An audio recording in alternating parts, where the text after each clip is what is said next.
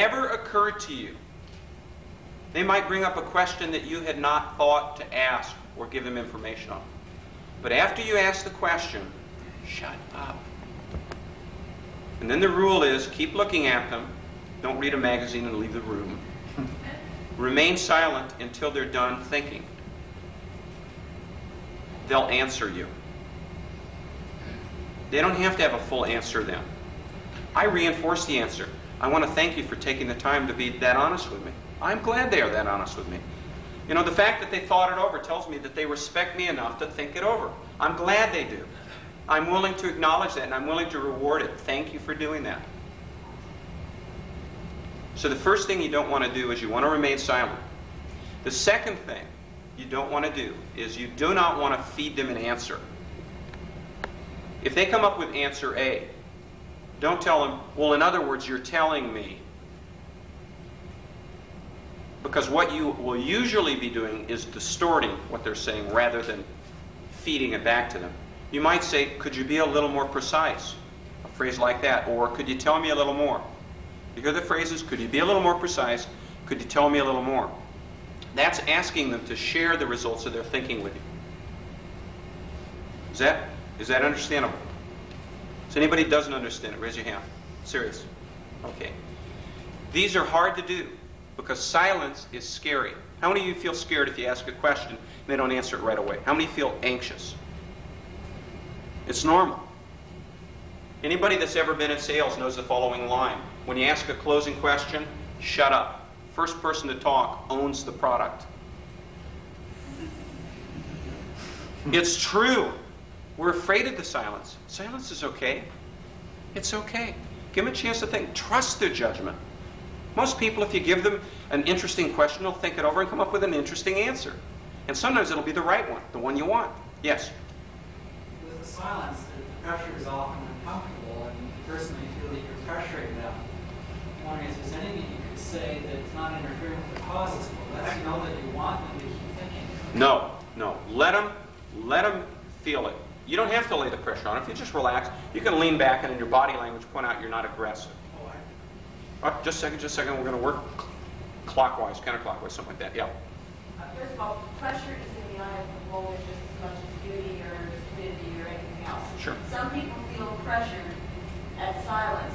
Other people can have a drawn-out shouting match, including derogatory statements, and enjoy it thoroughly and not feel pressured. Well, that means I know this. The woman's correct. I was just going to say that I find it the opposite. That I would find them they tend to be a little bit more resistant. You keep pummeling them with your dialogue, but if you sort of stand back and then wait for the response. You can take a step back if it makes you feel more comfortable. A lot of times when I ask a question, you'll notice I just take a step back to give them a little space. Yes, Mark? This happens every day in my store. When we buy books in the public, we give them a price that's inevitably less than what they thought they'd get. Of course. And I explain to them in reasonable terms why this is so and why this is the proper amount. But I almost always have so many other people to deal with. I said, tell you what, I'm going to look after some other people, and you can think about it and let me know what you think in a few minutes, right? Basically, I even let them say, okay, that's all right. They can interrupt me whenever they're ready.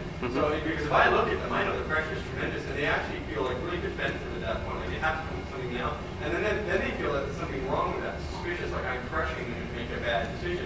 Whereas if I go away and if you're unconcerned, like in other words, whatever decision you come up with is all right with me, sure, then they feel very relaxed and they invariably come up with the decision I want them to come up with. That's very good. Right? So I get what I want and they feel happy. That's really important. They feel happy about the decision they've arrived at. That's an excellent point. As opposed to saying the decision I want, but they feel begrudged. Somehow I forced it out of them. I want to do a side trick. You, sir, are a psychiatrist, is that right? What? What is your profession? Controller. Controller. Psychiatrist is here. Let me ask you a question.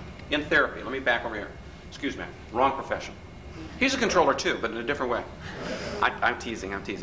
Do you notice in your clinical experience that when you ask a question and the person doesn't have an answer, and you let the room remain silent, do they feel comfortable or uncomfortable? I don't think they're terribly uncomfortable. Okay, that's been my experience, and I agree with Mark. And even if it's a tough question, if you ask it in a matter-of-fact way and allow them the space to come up with an answer, most people are very, very good about coming with good answers. Yes, sir? Yeah, I would say if I'm saying processing that, say you're you right away. Take your time. Well, what do you think about this? Instead of just pausing, saying, take your time. Tell them directly. You can do that. I tend to go for a little bit shorter. I do the comparison in view of the fact, by your own judgment, that you're 5% in agreement with NDP and 15% in agreement with the Liberals and only 40% in agreement with the Progressive Conservatives, and you're in 85% agreement with the Freedom Party. Doesn't it make sense that we should work together on our common ground issues?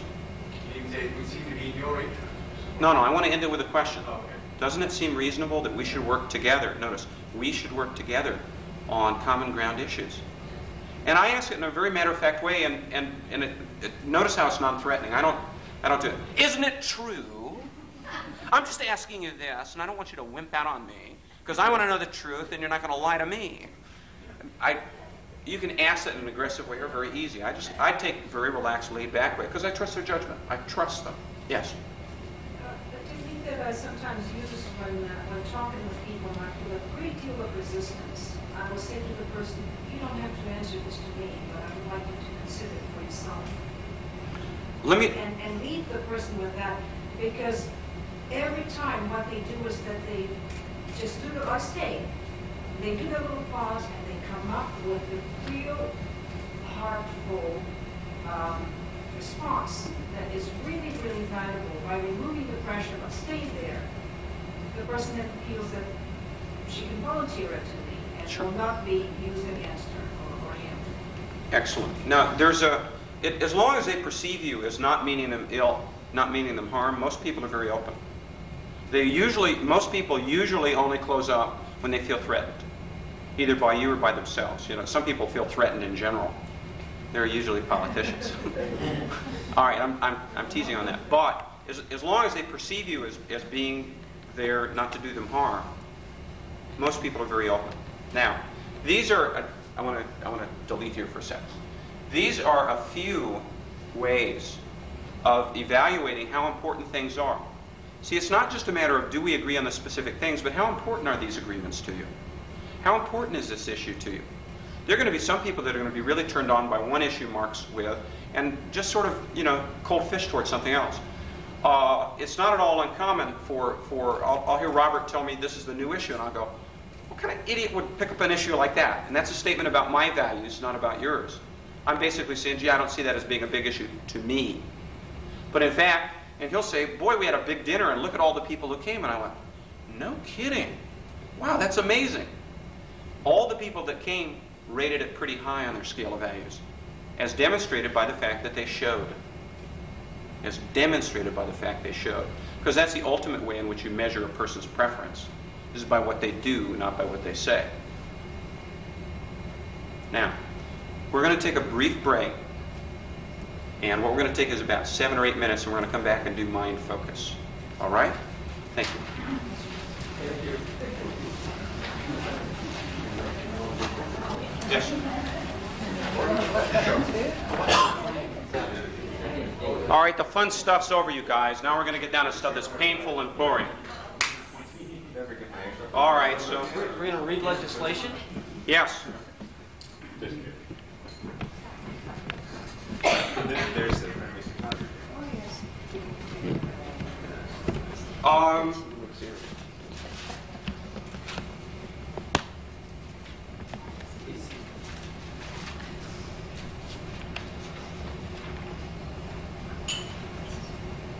It's an old teacher's technique. You don't say a word, you just look and everybody's head goes. That's why so many teachers are now being knifed in the men's room.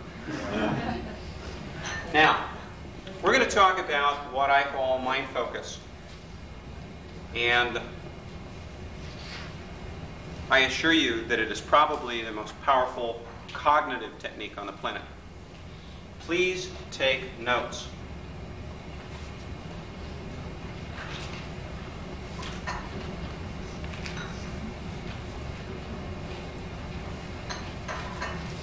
Ladies and gentlemen, when did you stop asking questions? I want you to observe your own conversations, and I want you to ask yourself this question. How often during conversations do I ask questions? Put a percentage on it. During conversations, what percent of the time would I say I ask questions? 1%, 100%, 20%, 8%? And again, I don't want to see it, and I don't need to see it. It's not important that I see it. It is important that you see it. Would you do that? Has everybody done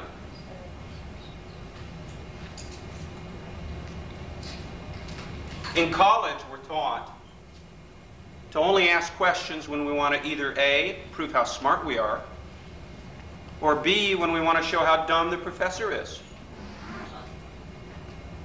Does that connect with your experience by and large? It's rare that people ask questions to get answers in college. They ask questions to display more knowledge than their professor. Well, professor, if that's true, then how do you explain so-and-so's theorem?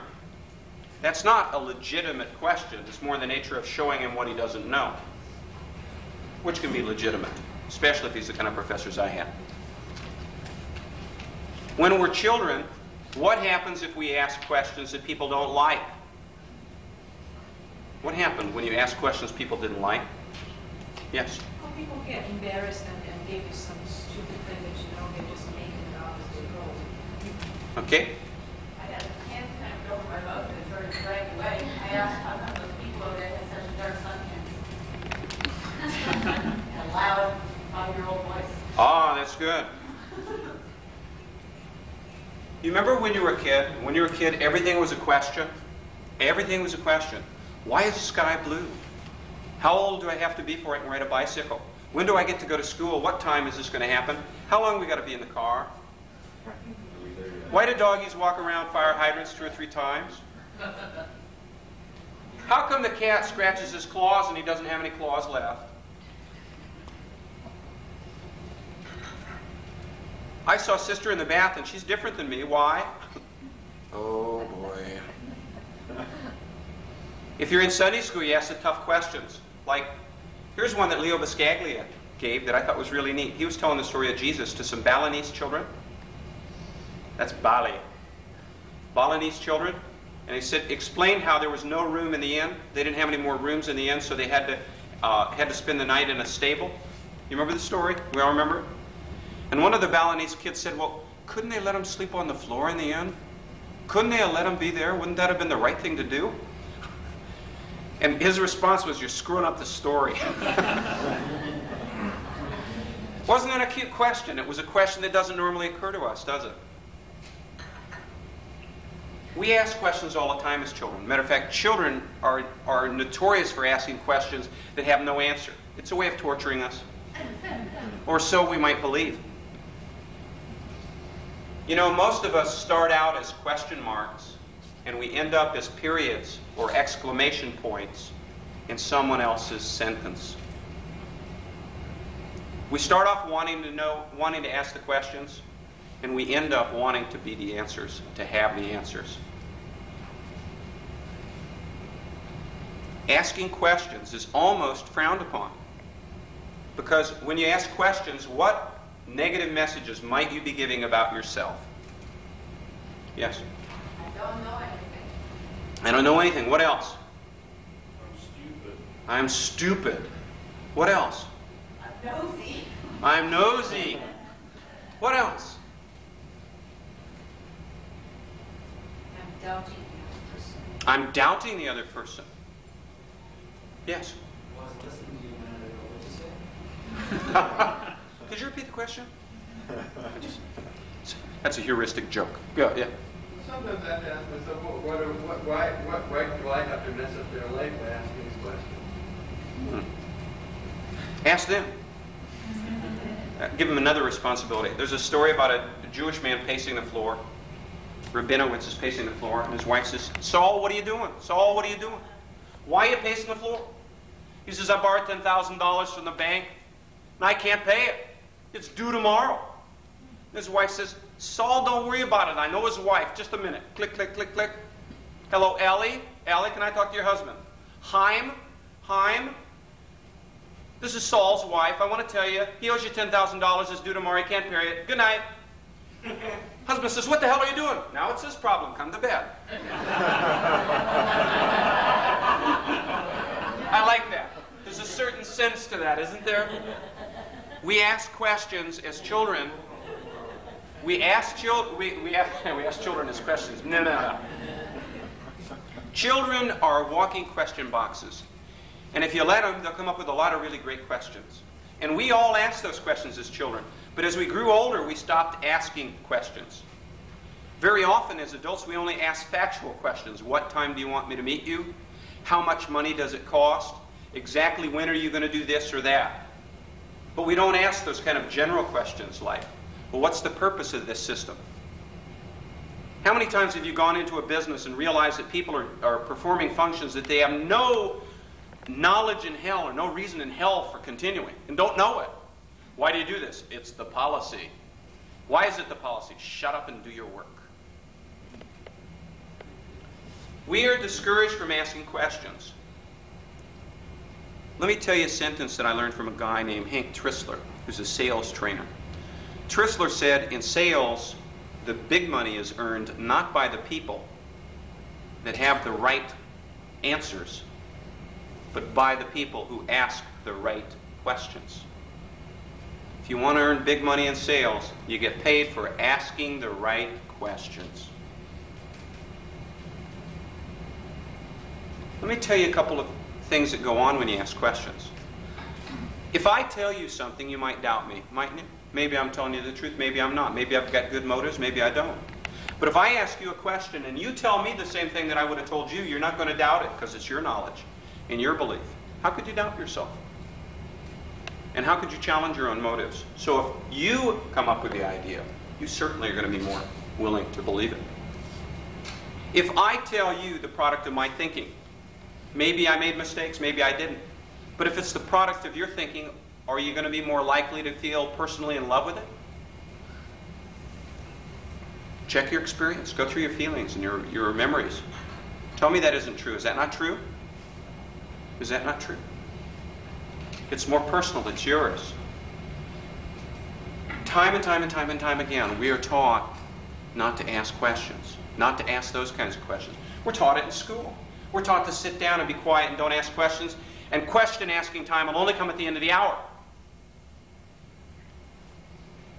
And that question doesn't belong in this class anyway. It belongs in physics class, not in geometry. What are you doing asking a physics questions in geometry? As though God divided the universe up into subjects. If you go to church and you ask impertinent questions, you know what impertinent questions are, don't you? They're the questions that other people don't ask. They're the questions that other people don't want answered. As a matter of fact, you'll even be told when you went to church very often that question asking is a sin. I was taught that in Vacation Bible School. Didn't you hear the story about doubting Thomas? I mean, wasn't he a bad guy actually asking to see the wound? Here's the only scientist in the group. Let me see. Right? And they badmouth him. See, if he would have believed without checking the test results, if he would have bought the program, he would have got a special place in heaven. But now, because he's a scientist, 3 levels down. We're taught that doubt is sin. Question asking sometimes is considered very, very, very heretical. You've got to remember that in church, see, in science, there are disagreements. In religion, there are heresies. In politics, there is treason. Do you notice a little parallel? We have to be willing to ask even fundamental questions, even about our own beliefs, especially about our own beliefs. And I'm going to show you how to ask them in very, very effective ways. I have discovered, as many people have discovered, that making statements is not nearly as powerful as asking questions. And I do not mean rhetorical questions. I mean questions that are intended to be answered. How long must we put up with this tyranny? The correct answer is 2 more years. How about 2 more years? No, that's the wrong answer. 3 more years. That's how long we got to put up with it. Forever. It's not intended to be answered. It's a rhetorical question. Are we going to stamp out sin in our church? You know, you don't put it up for a vote. There's a right answer and everybody knows it. You've got a social response. There are ways of asking questions in ways that enable people to come to pro-freedom points of view. Do you notice how people resist you when you make statements? Let me tell you what this does to the poor. Do you remember the question I gave you in the self-responsibility question section about welfare? How will this welfare program enable the poor to become self-supporting? Now, I could have done it another way. I could have said, this will not allow the poor to become self-supporting. And the person would have argued with me, yes or no. Do you agree or disagree? Would they have argued with me? What happened when I asked the question? They got to think it over. Yes? Yeah, it's better to know some of the questions than all the answers. I knew that answer. Yeah, He's got a book called The 637 Best Things That Anybody Ever Said. Okay. Now, we very often in political discussions think that it's a matter of us giving them more information. If they only had that one extra fact that I've got because I'm so much more knowledgeable and noble than they are, why, then they would drop to their knees and say, my God, how could I have been so shallow as to not see your point of view? And could I give money? Very often, persuading people is not even a matter of giving them new information. Sometimes it's a matter of enabling them to understand their old information in a new way. And asking questions can give them the answer. Now, I want you to note a few things about questions. Questions respect the self-responsibility of the person you're talking to. It trusts their autonomy. It shows your confidence in their ability to come up with a good answer. Remember the old quote, give a man a fish, feed him for a day, teach him how to fish, feed him for a lifetime? Give a man an answer. Maybe he'll agree or maybe he'll disagree. Teach him how to ask questions, and he's certainly going to come to good answers. People who are willing to ask questions intelligently and well usually come to a very, very, very tolerant point of view, a very respectful and a very self-responsible point of view. Now, when you ask questions, you respect the integrity and the internal processes of the other person. That's a way of saying to them, well, would you think that, here's what's contained in the question. Would you consider this information or consider this point from your own viewpoint and tell me what you come up with? Because that's what's contained in the question. You're asking them to process, to think about the information. You're asking them to reprogram their own brain by answering the question. Now, there are a lot of ways of putting together questions. I'm going to first of all show you the meta model. And then I'm going to go into some very specific techniques. If you do not want to take specific notes on the meta model, I have that on my tape set, Mind Focus. And it's not a super complicated model. It's pretty simple to do. I do it all the time. Matter of fact, when I did this section on Mind Focus, I had to unpack what I actually do all the time. And the rule is this. What you want to do is make the implicit explicit. Any process can be converted into a procedure. Okay? We all clear on that? Anytime one person can produce a result, another person can learn it. If you were to stand in the kitchen with a good cook and watch what they did and take notes, you could produce the same dish. You might not be able to produce every dish they produce, but you could produce that dish if you noted and described what exactly they did, what ingredients they used, where they got them, what order they put them in, how they combined them, what temperature they cooked them in, how long they cooked them, when they took them out, what sort of spatula or knife or whatever they used to remove it from the cooking receptacle. You would be able to reproduce it. And that is equally true in these sorts of questions. I'm going to give you a few question formats, but I want to give you a couple of warnings on questions before we do it. You can ask questions in any number of ways. And depending on how you ask the question, you can determine the person's emotional reaction to dealing with you. You can ask questions in an accusatory way. You can ask questions in a snide or sarcastic way. You can ask questions in a responsible way, in a kind way. There's any number of ways of intonating your questions. And let me give you evidence of this. Let us take the sentence, I did not say Mark was a pervert. Okay, that's a simple sentence. It's falsifiable or validatable. Now let me give you 6 different ways of analyzing the sentence, of intoning it. I did not say that Mark was a pervert. I did not say Mark was a pervert. I did not say Mark was a pervert. I did not say Mark was a pervert. All right, I believe it. I did not say Mark was a pervert. By emphasis on each part of the sentence, I conveyed a different meaning, did I not? I didn't say it, maybe someone did, but not me. They were probably right. I didn't say he was. He might still be. He might in the future choose to be again. I did not say he was a pervert. Matter of fact, he may be a number of different things. I didn't say he was a pervert. As a matter of fact, he's a known blah, blah, blah, blah, blah. Fill in the details. But by emphasizing different parts of that sentence, I can convey a totally different meaning. Can I not? Is that true? You can do that with sentences. Do we agree or disagree? You can do it with questions. We agree, right? We've all seen the Perry Mason show where he cross-examines and badgers the witness. And these people break down and confess on the stand. Yeah, right. And Santa Claus comes on the 25th. Yeah, right. Uh-oh, I didn't mean to break the news to you, Mark. So I thought everybody knew. Okay, now, you can ask questions in a way that gets you an answer, or you can ask questions in a way that gets you a lot of resistance. If you knew you were going to be cross-examined on the stand by someone who did not have your best interest at heart, someone who wanted to discredit you and ruin you personally, what would you do with each question? Well, Consider it carefully. absolutely. What else would you do?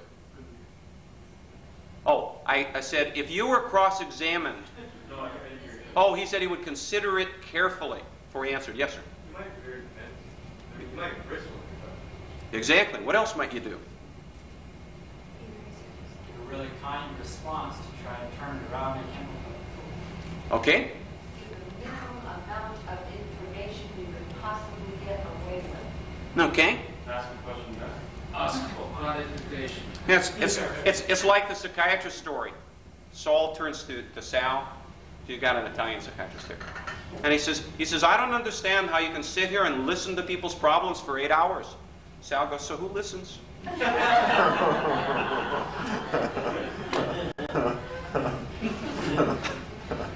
I like it. It's got a certain litany to it. My brother likes it. My brother's a psychologist. He does this stuff. So, anyway, I want to share with you different ways. I want you to be aware that if you ask questions in a very non-confrontational, non-aggressive way, people answer them very often. I've seen people ask the most. Have you ever watched Barbara Walters interview people, and she asks people the most personal questions? I'm going, I wouldn't answer that question. They go, blah, blah, blah, blah, blah. You want some more? Blah, blah, blah, blah. Here's some more. Blah, blah, blah, blah. And they tell her everything, more than they want to know, right? And they spill their guts because she doesn't seem like she wants to hurt them. On the other hand, what is your reaction if you're sitting in your business office and you look out the window and you see Mike Wallace in 60 Minutes pulling up? Do you feel really open and willing to just sort of share? I don't. And it has to do with the style of asking. I want you to be aware. If you want to know how to ask the question, just ask yourself this question. How do I like to be asked questions? When do I feel most comfortable answering questions? Yes? Actually, people are so rarely asked questions of any important figures. You ask them to be flattered and floored all at the same time that you even care to ask. Take my word for it. I'll take your word for it. People so rarely get an actually seriously interesting, something to do with their life question put to them that I almost find people astonished that you would ask. You're correct. I found that to be true. How about the rest of you? Have you found that to be true? Do you mind a sincere, interesting question? Okay, I want to give you some sincere, interesting questions. I'm going to begin with what is called the meta model. M-E-T-A. Comes from Aristotle's section, metaphysics, actually meant after physics. but in fact it is usually meant as in the sense of meta-ethics, meta-linguistics, to mean prior to or understanding of. It's a theory about a theory. For example, meta-ethics is a theory about all ethical theories. Meta-epistemology is the epistemology of epistemology. So now that, I hope that is perfectly doggone clear. How about this? It would be a meta map would be a map of maps. A meta model would be a model of models. Now, I want you to remember a few things. Now, this meta model was originally devised by a linguist and a mathematician, Richard Bandler and John Grinder. And they did it in conjunction with Gregory Bateson, who did some brilliant work with Margaret Mead, and Milton Erickson, Salvador Munichen, who I studied with, and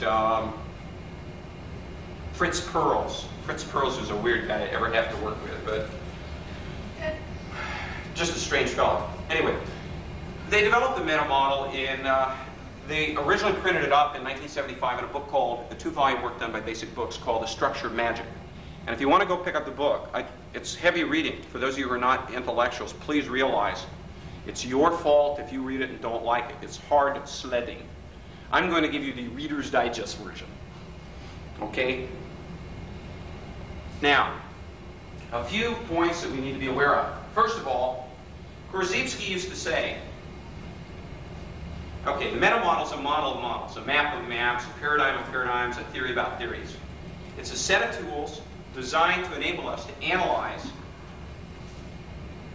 our own personal model of the world, our own way of understanding the world. And I'll show you how you can use these questions to get at really interesting information and help people think.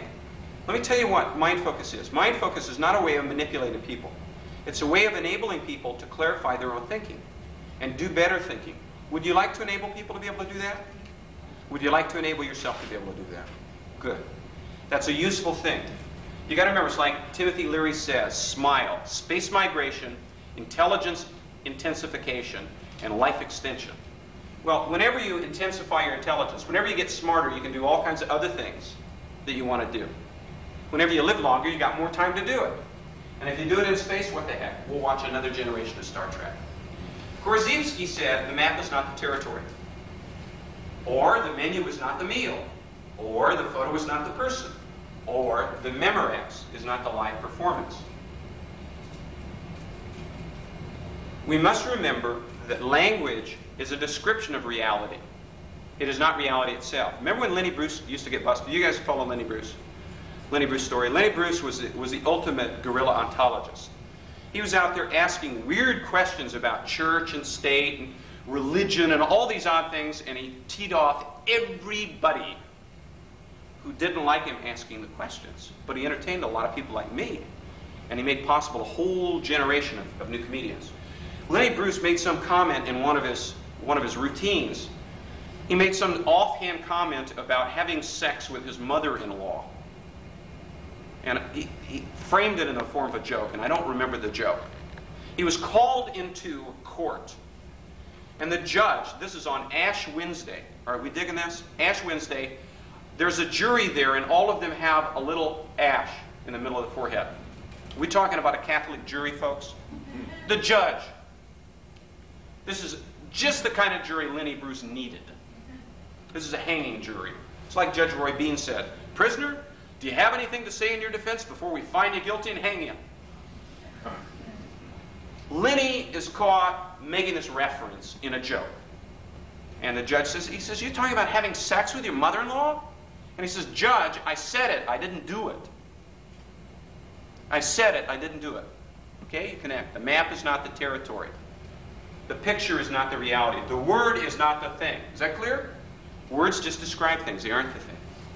Obvious, right? Now, let's talk about how we do this. The meta model is designed to help us get a better understanding of the way in which we use our language. And it's enable us to get a more precise understanding as to what we know and what we don't know. Okay. John Grinder used to say, it's not the world that lacks choices, but the individual's model of the world. A lot of times people go to therapy because they don't feel that they have any choices. They're stuck. They don't know what to do. Now, in the nature of reality, their choices are limitless. They could jump off the Empire State Building. They could go visit John Hinckley in prison. They could date Jodie Foster. They could read a book. They could go to a movie. They could change jobs, change spouses, change their mind. But those choices are not available to them in their present frame of thinking, in their present emotional situation.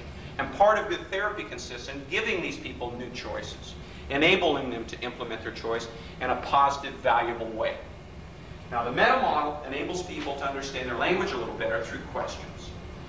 Now, there are 3 basic meta model categories, and you do not have to write these down in notes unless you want to. They're included in the tapes if you want to go over it several times. And believe me, I went through that book better than 24 times. I do this as a matter of course. For the same reason that a good dancer does it as a matter of course instead of by the numbers, because they practiced it. And they practiced it again and again and again. Now, the 3 areas are gathering information, the limits of the speaker's model, and semantic ill-formedness. Pardon me, my tongue is not working. Gathering information is the first part we're going to talk about. By asking specific kinds of questions, we can discover what's missing and what's inaccurate in the communication the person's making. And we can fix it by asking the right question. Now, there are several ways in which we gather information. There are 4 areas of concern. One is deletion, stuff that's left out of the sentence. Second is lack of referential index. If your eyes start glazing over, don't worry about it. Lack of referential index sounds very strange to me. Unspecified verbs, nominalizations. Now, let's start with deletion. When you recognize that information has been left out of the statement, and you put it back into the statement, you give a more complete representation or understanding of the experience. For example, somebody says, "I'm confused." You ever had anybody say, "I'm confused" to you? The meta model question is, about what? That's an incomplete sentence. I'm confused. You don't know what they are confused about. I'm confused, and then you respond, confused about what? You have them fill in the information by asking the phrase, about what? Or about whom. Either one is fine. Somebody might say, "You don't understand." How about, "You don't understand me"? Has anybody ever said that to somebody? "You don't understand me." What don't I understand about you? "You don't understand me" doesn't give me a lot of information. What don't I understand about you? That's what you want to fill in. Okay, now, somebody might say, "I don't know what to do." I don't know what to do. I've listened to people do that in my brother's therapy. I don't know what to do. And I would always give them the sentence, "Do about what? About who?" And then they go, "Oh, I've got to think about this." "Oh, yes." And then he'd say, "Stop interrupting, you don't have a PhD like I do." Which incidentally stands for pile IND. Somebody might say, "He's the worst." And you'd say, "The worst what?" Or "the worst at what?" In each case, what you're doing is you're filling in the blanks. They've left information out and you're filling it in. If each sentence were a map of the person's experience, meta-modeling helps the person put in the missing parts. You've all put together a little map, or not a map, what do you call it, puzzles? And you know how you sort of fill in the missing pieces? Most communication is like a part of the puzzle, and huge chunks of the pieces aren't there.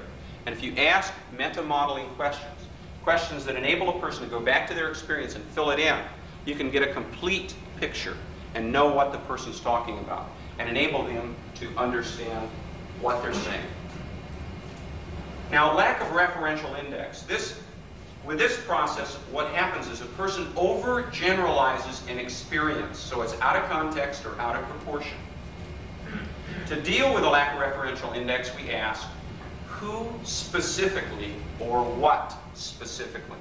And you'll notice I use words like precisely, exactly, or specifically. Those of you who were talking with me last night might have noticed. If you didn't notice, that tells you that I was very elegant in the way I did it. You didn't even notice it. What do you mean, I heard that. Somebody's leaking again. For example, somebody might say, no one listens to me. You ever hear that complaint? No one listens to me. Mothers are good about that. No one listens to me. They always do that talking to God. He's not listening, so it doesn't matter. The meta-modeling question, what you do is ask, who specifically doesn't listen to you? They're not making a generalization about reality. In fact, they'll go, well, Mary wouldn't listen to me today. She just ignored me. Somebody might say, nobody will help with my project. Who specifically won't help with your project? Or specifically, who won't help with your project? Somebody might say, this is confusing to me. What specifically is confusing about it? You're asking them to get a higher degree of precision. Okay? Who specifically? What specifically? Somebody might say, you're upsetting me. I used to have a boss who go, you're upsetting me. I love those kind of statements that let me know I was doing my job properly. And I asked the meta-modeling question, specifically, what am I doing that upsets you? A lot of these general complaints people make in their marriages and their relationships are so general that the partner thinks they know what they're talking about, and it turns out they're thinking about totally different things. You end up confessing to a crime that she didn't even know you committed, you fool. You must always ask so that you don't confess to the wrong crime. Apologize for it. Now, by asking who specifically and what specifically, what you're doing is you're gathering information that helps you build a more thorough picture of what the person's talking about. Very often we assume things about the communication. We assume we know what they're saying. And maybe we don't. Maybe we don't. Maybe we don't. Now, the next area is unspecified verbs. Unspecified verbs are high-level abstractions that deal with the category of behavior without identifying the concrete behavior. And to make unspecified verbs more exact, what you ask is how specifically or precisely how. And let me give you some examples. Someone comes up to me and said, John hurt me. Now, raise your hand if you think you understand what I just said. John hurt me. Raise your hand. You're cheating. How many of you think you know it, but you don't want to raise your hand because you're afraid that I'm going to suck you in? Let's try it. I will. John hurt me. Was it emotional? Was there a gun used? Was there a knife? Did he run me over with a car? Did he say bad things about my parents? And if so, what? Where's check bounce? What? Where's check bounce? He hurt me financially. So what you do is you ask the question specifically, how did John hurt you? Then they fill in the information. Well, he said a bad thing about me, and I got upset. Next. Here's a great one. Somebody might say to you, you ruined my life. That usually happens at the end of a relationship. That's where you get these great lines like the woman says to me, Michael, you'll never find another woman like me. And I thought about that a second. I thought, if I'm dumping her, why would I go out and look for someone just like her? That doesn't make sense. This is not rational. Now, somebody might say, you ruined my life, and you meta-model it with, you want to make a more specific verb out of hurt, ruined, whatever. Specifically, how did I ruin your life? Then you better be prepared to listen, because they'll tell you. Somebody might say, they had a violent fight. Have you ever heard that complaint? John and Mary had a really violent fight. Has anybody heard that? You liars, you've heard it. I know you have. I can read your mind. How do you know? You guys are forgetting from yesterday already. Learning curve time. They had a violent fight. Now, the less precise the language is, the greater the room for misunderstanding. The more likely it'll be misinterpreted. What does violence refer to? Guns? Knives? Are they married? Blunt? Are they married? Yeah, it just means household objects flying in. Oh, household objects, okay. Blunt instruments, fist fight, mugging. What about the word fight? What do they mean by the word fight? Physical combat, with or without weapons? With an open hand, a closed hand? Or is it just an angry argument? The Virginia Woolf kind of Sturm und Drang. Those are great. Those are very entertaining. The statement is imprecise and vague. So what you do is you come back with the question. Specifically, how did they fight? specifically, precisely, or exactly. And I use that word in sentences. Specifically, exactly, or precisely. How did they fight? The person will give you the detail. Well, they were yelling at each other for 20 minutes.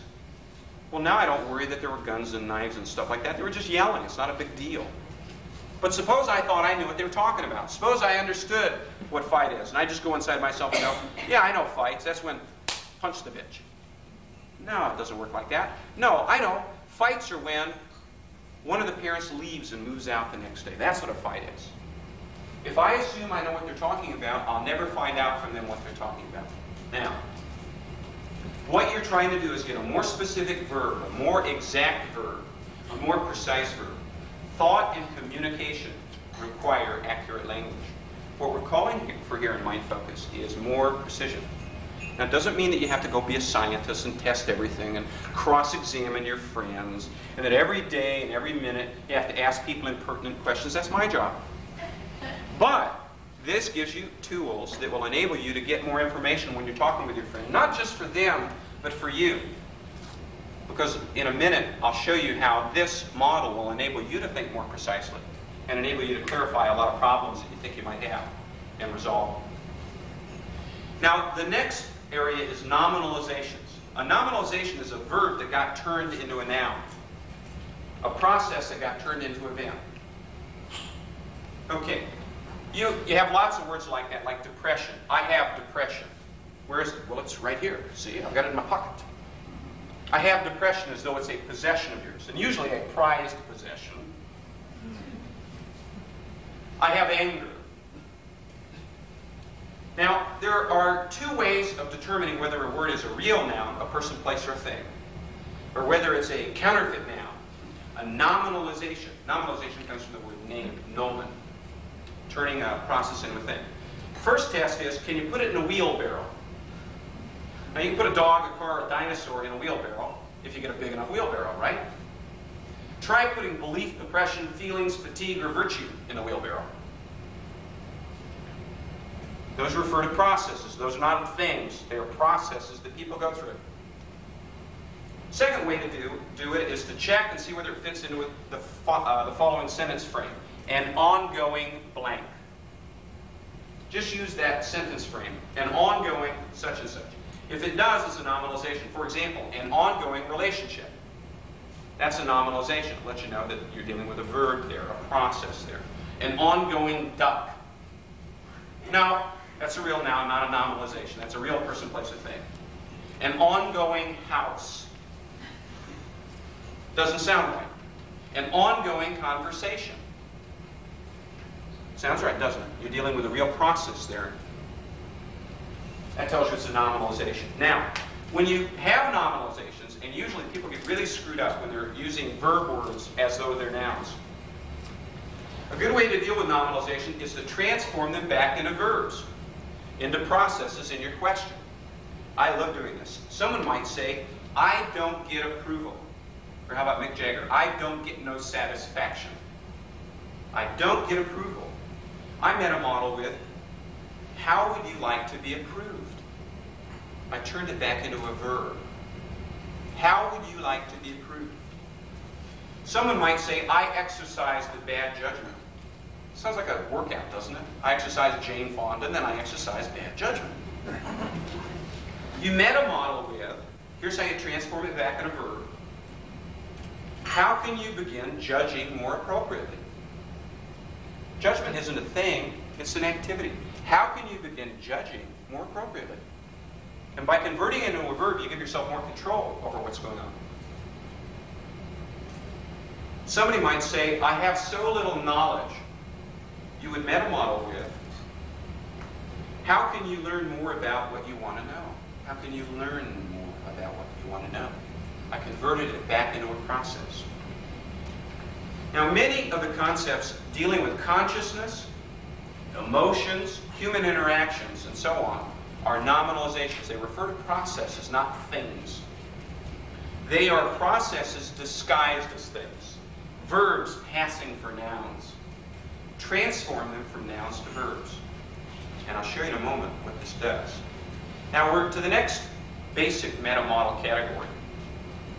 Now you see why I told you end up learning this stuff. You're going, oh shit, this is like school. I have to think and stuff. I can see it in your eyes. You're looking at your watch and saying, what time is class over? Am I going to be tested?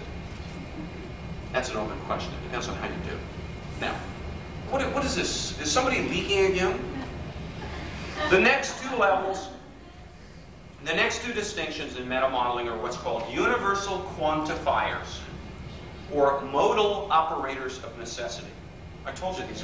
This is what you get when you get linguists. I'd give them real jazzy, snazzy names. Matter of fact, I may rename them and tell Bandler and Grinder that they must. Universal quantifiers are overgeneralizations. You can usually tell what they are because they usually refer to either 0% of a category or 100% of a category. When you hear words like all, every, completely, or always for 100% of the category, you're dealing with a universal, in all cases, quantifier. When you hear words like never, nobody, or none, be on the lookout for overgeneralizing. Whenever somebody talks about all of a category or none of a category, very often you will get, notice I didn't say always, very often you will get overgeneralizing. Now, you can challenge these universal quantifiers in two ways. One way I kind of like, and that's what you do is you exaggerate the overgeneralization by the tone of your voice and by adding additional universal quantifiers. Or, and what that does is that prompts the speaker to challenge his own statement. Now, do you see what you're doing? You're not giving the person the conclusions. You're asking them the questions so the person will conclude for himself what the case is. You're not teaching the answers. You're sharing the questions and letting them come up with their own. Now, the second method, all right, method number one is exaggerate the overgeneralization. Method two is ask for a counterexample. Ask for a counterexample. You don't generate it, ask them for it. You ask the speaker for an experience in his own life that contradicts his own generalization. Suppose a person says, nobody ever notices me. And this is very common with 11-year-old girls and 14-year-old boys that have been working out for 6 months and don't see any muscle yet. Nobody ever notices me. How about we'll use the exaggeration method. You mean to tell me that nobody ever, at any time, in any circumstance, ever notices you? And they go, well, no, but Mary never does. Boom. Now you got the information you needed. Tell me about it. I'll tell you all about Mary. Or two, you ask them for a counterexample. Has anyone ever noticed you? Have you ever had the experience of someone noticing you? And they'll go, well, yeah, there was so-and-so. Have you ever had another experience? Well, yeah. And they challenge their own generalization. And it gives them a sense of proportion. Suppose a person says, I never get my way. My brother gets a lot of people like that in therapy. I really love watching that. They never get their way. The only way I can figure people don't get their way is they're not dealing with the right people. I never get my way. Let's try exaggeration. You have never, ever, in your whole life, ever gotten your way at any time? What I'm doing is exaggerating it to the point where they go, well, no, I got my way a couple times. Oh, tell me about it. What do? They get a sense of proportion that they didn't have when they were overgeneralizing. Or you ask them for a counterexample. Can you think of a time in your past when you have gotten your way? Overgeneralize, you expand it, you make it even more extreme, and you ask them for a counterexample. Either one. You don't do both. You pick which one you want to do, and you do it. Now, by exaggerating their overgeneralization even more, or asking them to remember a counterexample, you allow them to get a sense of proportion. You allow them to revise their own beliefs instead of denying or ignoring their own experience. And you continually have them refer to their own experience. You trust their own judgment. You trust their integrity.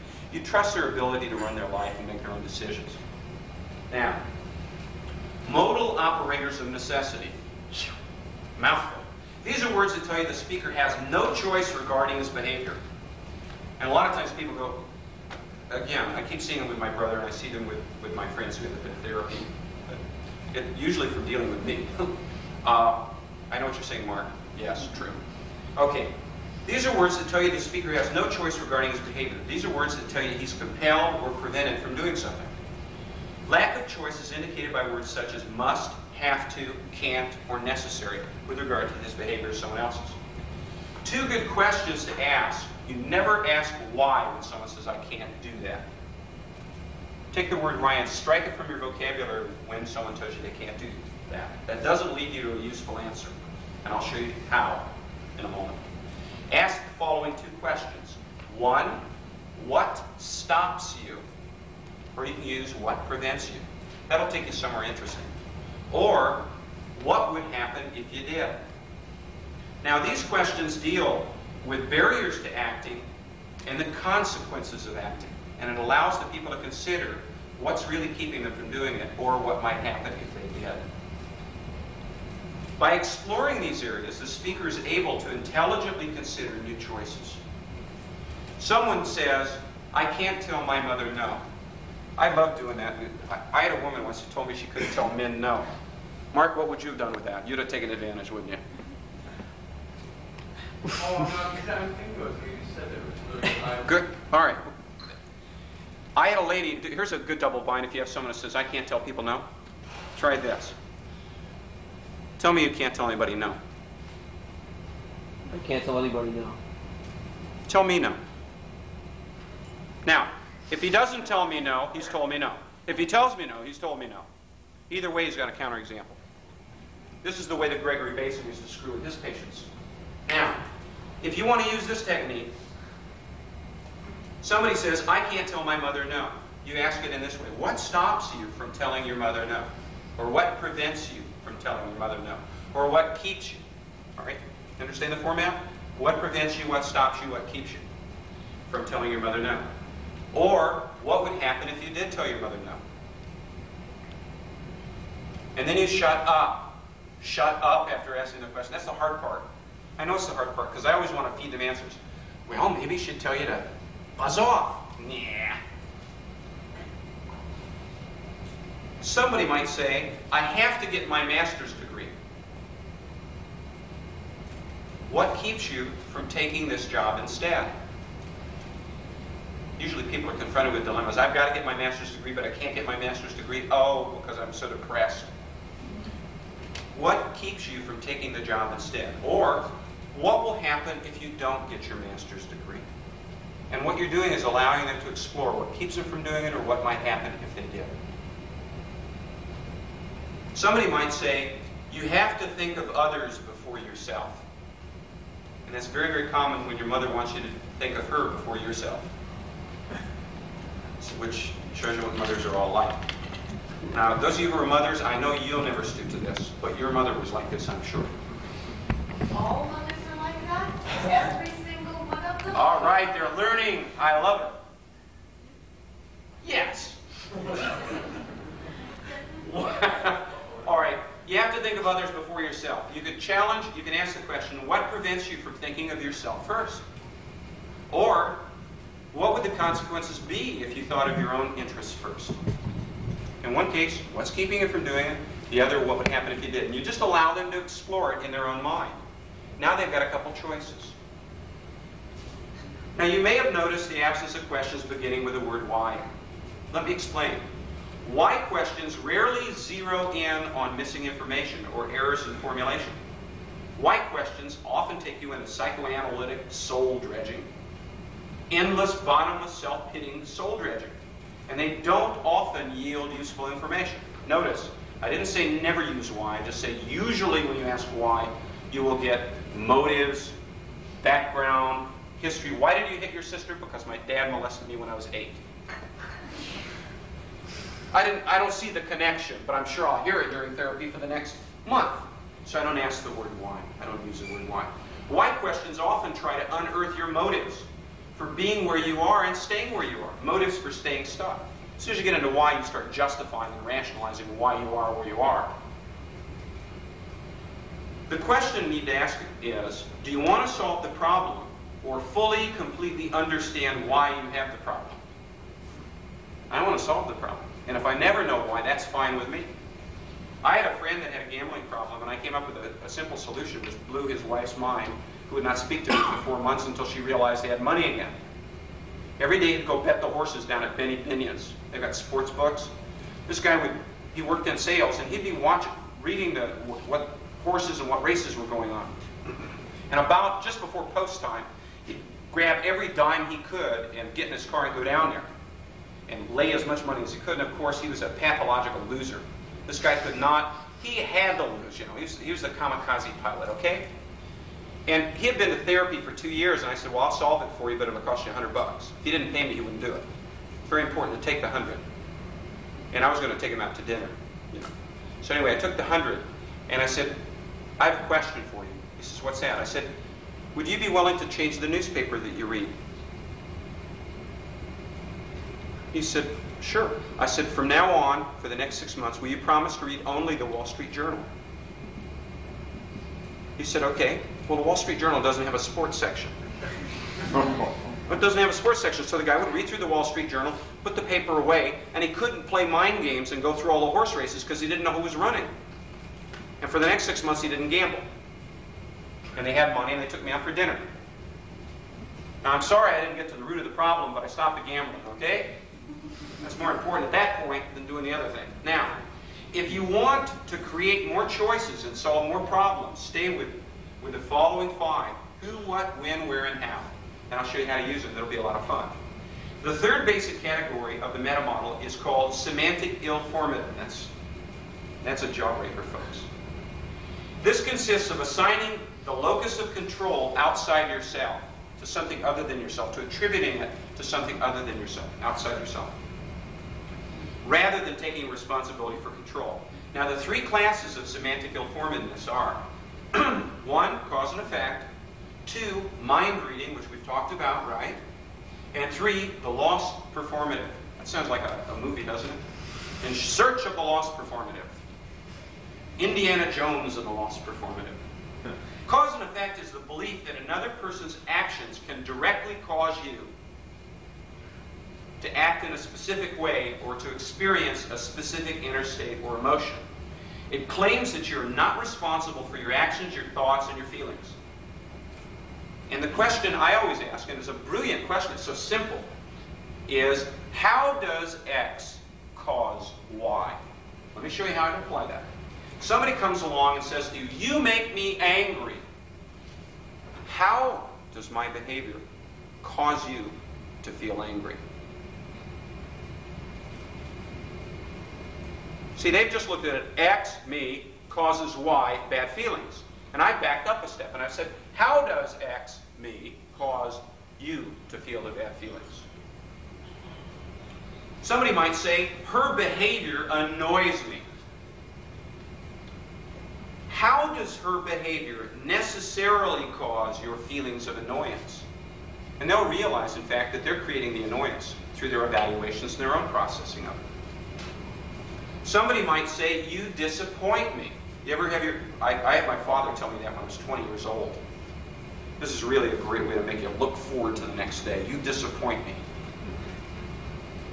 And you respond with, how does my action produce your disappointment? How does X cause Y? By asking, how does this cause that questions, that allows the listener to explore his own responsibility for his own feelings and thoughts and actions. It allows the person to re-own his own power over himself. And I'll show you how to use that. We're going to do this afternoon. There's going to be lots of weird fun. You have a lot of fun. Actually, you get to the point where you do it on yourself more than you do it on your friends. The next is mind reading. Now, this deals with the belief that the speaker can know what another person is thinking or feeling without directly communicating with the other person. And you'll see this in bad novels and in bad marriages. I know what my wife's thinking. How do you know what your wife is thinking?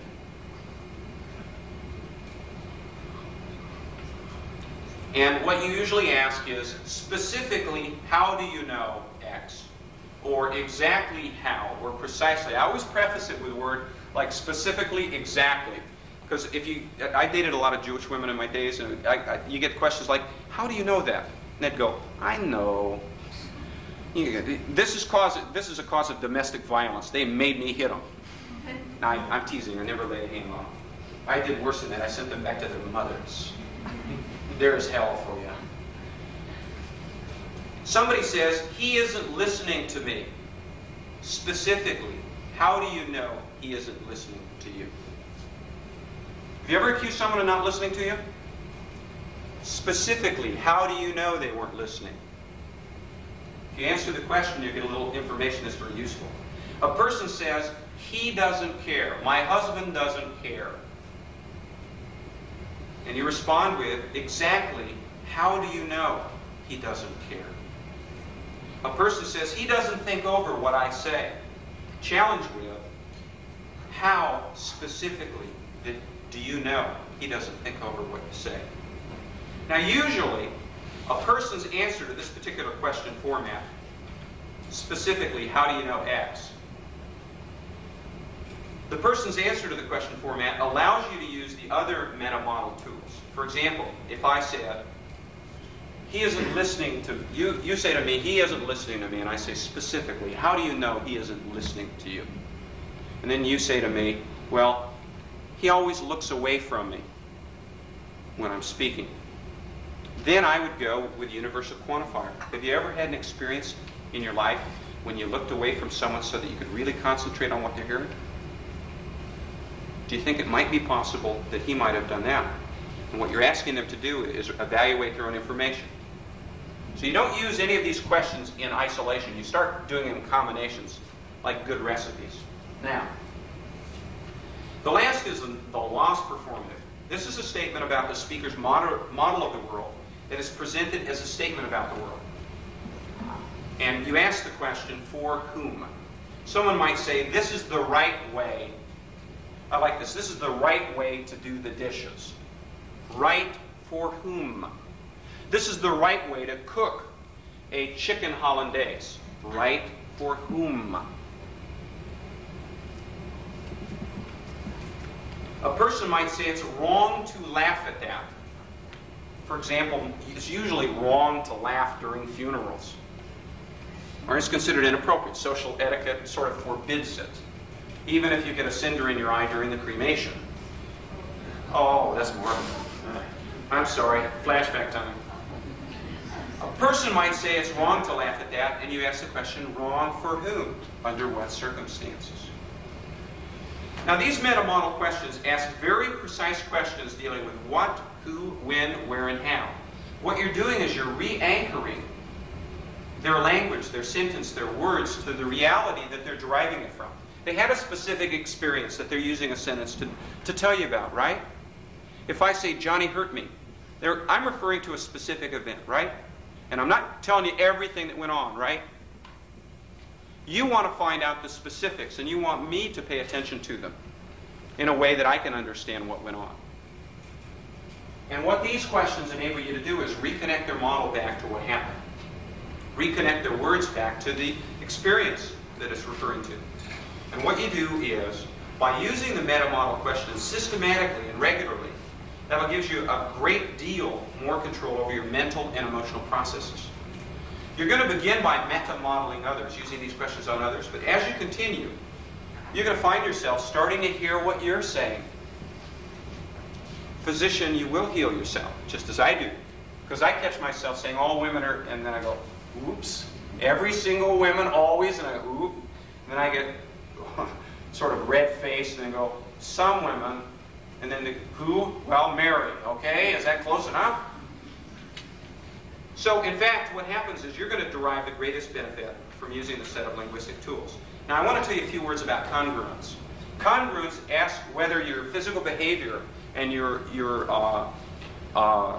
expression matches the message. If I say to you, I'm angry, the statement I'm angry is not matched by my physical behavior. Anger is a powerful expressive state. I'm angry, a brando on you. You believe it. That's congruence. Now, if you say, I feel sad in a quivering, sobbing voice, you're congruent. Your feelings and your behavior matches your sentence, your language. And it's not at all uncommon to have people really, really, really mixed up. They'll make the most, I want to kill my father because I hate his guts. You know, just sort of a deadpan, as though it's, you know, let's go out for soup. Matter of fact, you find most sociopaths usually talk like that all the time. So if you notice someone talking like that, don't go out to dinner with them. Don't let them have the fork. Don't let them have the knife. Don't let them in the house, and don't give them a key. Because you're next. I'm just teasing. I don't know that you're next. You might be the person after next. They might have someone on their list before you. Basically, an integrated person matches his linguistic message with the tone of voice, the body posture, and other physical behaviors. Now, if your sentences, all these sentences in the meta model that I've been giving you, are delivered congruently, you'll produce remarkable results. If you don't match the message to the body behavior, you're going to fail. I want to tell you that. If you want to blow it, attack the person with a question. How do you know? That's a great way of guaranteeing you don't get an answer. It's also a good way of saying, see, Michael didn't know what he was talking about. I got to fail at a technique he used. Well, if you want to fail, I'll show you all kinds of ways of failing. I can fail to a far greater degree than you can because I practiced it in more ways than you have. And I'm an evolving failure, so there. Anyway, now, by and large, I like to go less like Perry Mason, a little more like my old buddy Columbo. I like Columbo. That was a neat show. Columbo, nobody minds giving him the information because they figure this idiot will never figure it out on his best day. He couldn't fight his way to the scene of the crime, much less catch the guy, right? And he's always leaving the room and going, that can't be right. That just doesn't fit. What do you think? And then the guy makes up some other lie, and he'll walk out again and come back and go, but that couldn't be because... And before you know it, this guy hangs himself in front of Columbo, and you go, gotta begin. I love it. Because of his sort of open, guileless, almost stumbling approach, people babble all over themselves, telling him things. This is equally true when you ask questions. I suggest, by and large, to ask these questions an empathetic, gee, I really like to know style of using them, rather than a challenging, confrontational style. Now, what will happen will be that the meta model will allow you to continually test your understanding of the words a person's used against your sensory data, against the real facts of reality. It's very common for us, when we hear a sentence, to, in effect, check the sentence against our own background, our own feelings. I don't get along with my husband. And I'll go inside myself and go, not get along with my husband. Oh, I've known people who didn't get along with their husbands, and presume that that's what they're talking about. Chances are real good that's not what they're talking about. How specifically don't you get along with your husband? Will enable me to get to their experience and let them tell me about it. Now, this is what's called a meta model. I'm going to be building on this during the afternoon, and I'll just show you different ways in which you use it and how you use it in politics and economics. I want you to be aware of a few things, though. First of all, you're not going to learn it all in an afternoon. That's okay. I've been working at this for 6, 7, 8 years, and I still make mistakes, and I make them in a very flamboyant way. You know, I'm the guy that does a barrel roll and then flies it accidentally into the building. And everybody goes, hey, that's entertaining. Bring it back. Have him do it again. Come on, one more time. Do it without a parachute this time. Okay, I'll do it one more time, but just for you. It's all right to fail. Just remember, failure is just another way of learning. Failure is just another way of learning. And failure won't hurt you. You got a wide margin for failure. And unless you're a skydiver, it rarely will wipe you out. And if you make a mistake and ask a question that doesn't work, the worst that can happen is you're no better off than you are now. Now, using the meta model, what we do is we get to what people are talking about. For example, if somebody says, you don't understand me, what's the first question I might ask? Yes? Specifically, what don't I understand about you? I might preface it with specifically, but you're exactly correct. If someone says, you libertarians, you freedom advocates never care about the poor, how do you challenge that?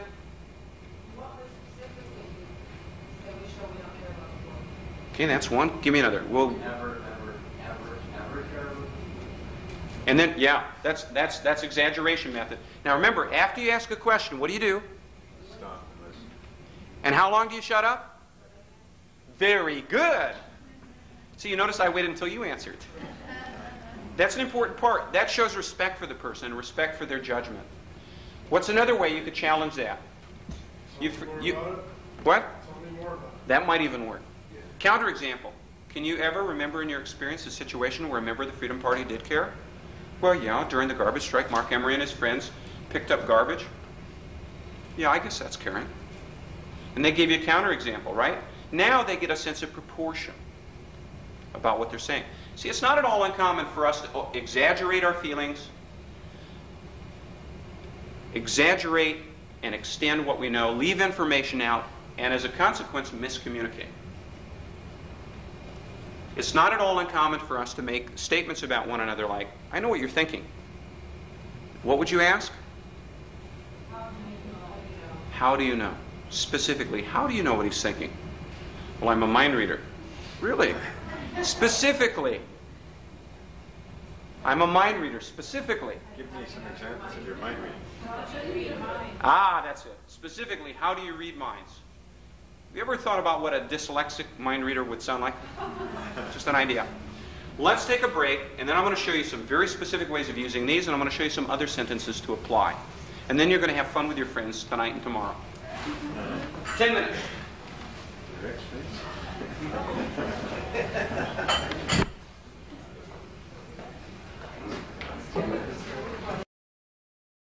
Sure.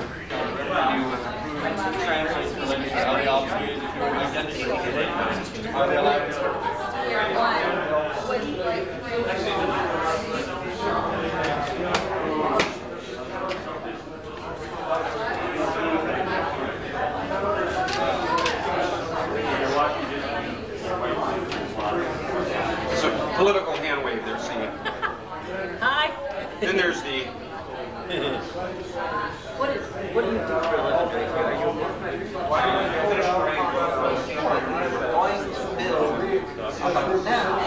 Well, as long as you're willing to describe it, I just see all these for it. So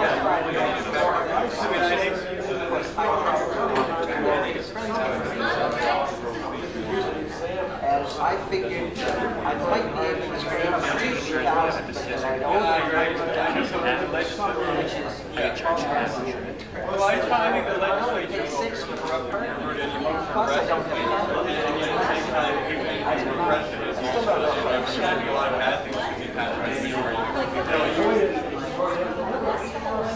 yeah, but I know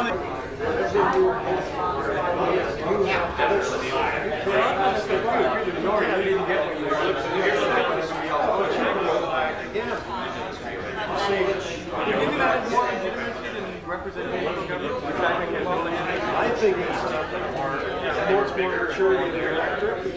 And all those well, yes, because a lot of people still have the same theory that people join political parties. But in this country, we have mass morality. You can't, how the hell do you supposed to party? Because the people can vote. The party doesn't decide. The party doesn't decide.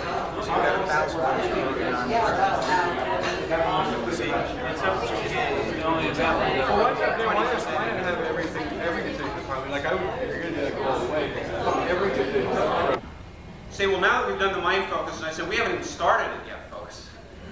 You just got the beginning of the beginning of the beginning of the beginning of the beginning of the beginning of the beginning of the beginning of the beginning. Begin the beginning. Mark's starting a new store, Geeks R Us. Anyway. She laughed at you, Mark. Death to it, death. Now. Still laughing. Actually, that's an old Gary Mule-deer joke. He was telling doing a stand-up comedy act in front of a group of senior citizens, and there was a fellow who would stand up and say, I'm 78 years old. And then he'd look around and he'd sit down. And Gary would keep doing his comedy routine, and Gary would do some more stuff, and the guy stood up and he says, I'm 78 years old. And then he sat down. Gary was a little thrown by this. So he goes on to his comedy routine and keeps on. And the guy stands up again. I'm 78 years old. And Gary looks at him and says, good, you won't be around much longer. And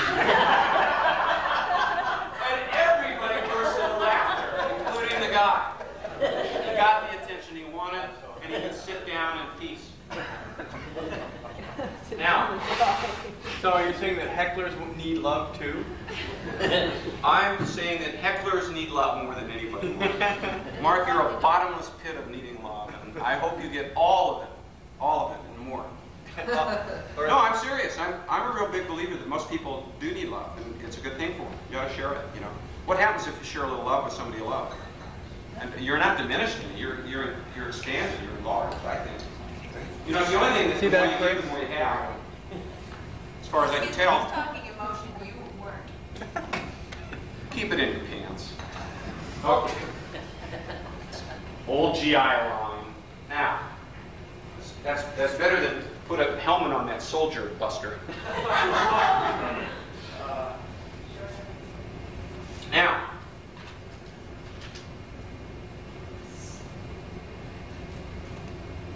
in a lot of ways, mind focus is designed to help people find out what they really know. Very often we make overgeneralizations, we make statements that we don't have any good evidence for, and we shoot off our mouth. All of us do it. And it's common, I don't know whether it's genetic or whether it's learned, but usually most people in many circumstances, sometimes always do it. On alternate Wednesdays, if not sooner. Suppose, let's go back to a fictional detective. Let's go back to Columbo. Let's go back to Sherlock Holmes. A crime is reported. So-and-so is murdered. Now in Columbo, they show you how the guy's killed, and then you watch Columbo pin this guy to the wall. In Sherlock Holmes, they don't tell you how he's killed. You got to figure it out as you go along, right? The detective is called to the scene of the crime. And what does he try to do? What does the detective do when he reaches the scene of the crime? Determine what happened, first of all. Very often he does that by reconstructing the crime, right? Isn't that what Quincy tried to do in his liberal, mealy-mouthed way? Isn't this what Columbo tries to do in his bumbling, fun way? Isn't this what Sherlock Holmes did? For example, very often we have information, alleged information, reported to us. If you watch what good detectives do, this is in fact what careful thinkers also do. So-and-so killed so-and-so. The first question is, how do you know? And then you start asking the specific questions. For example, the person claims to be a witness. What's Columbo asking? What time did you get here? And then he sees what kind of car you were driving.